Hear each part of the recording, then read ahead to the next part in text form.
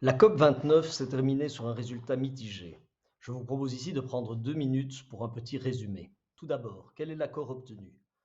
L'objet de cette COP29 était un financement par les pays riches pour aider les pays en voie de développement à décarboner leur économie. Résultat, 300 milliards par an seront mobilisés à partir de 2035.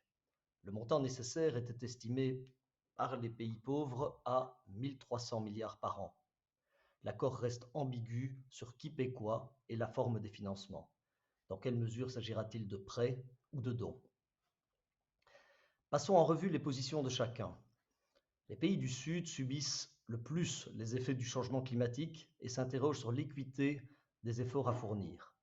Ils reprochent aux pays du Nord, responsables historiques des émissions massives de CO2, de ne pas faire davantage pour les aider à développer une prospérité décarbonée. Les dirigeants des pays riches craignent de compromettre leur popularité électorale en adoptant des mesures ambitieuses ou en finançant massivement les efforts du Sud. Cela freine la transition.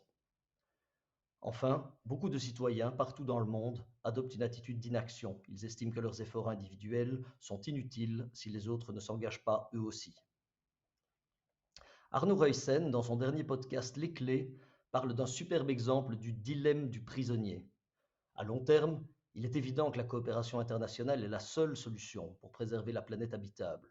Mais à court terme, les bénéfices électoraux nationaux perçus poussent à ralentir les efforts, voire à les dénoncer. Ensuite, cette COP met à nouveau en exergue l'urgence d'un changement de paradigme. Il faut une vision ambitieuse et collective face à la crise climatique, mettant en avant les bénéfices d'une coopération internationale et d'une transition juste. L'équilibre est de dépasser les intérêts individuels.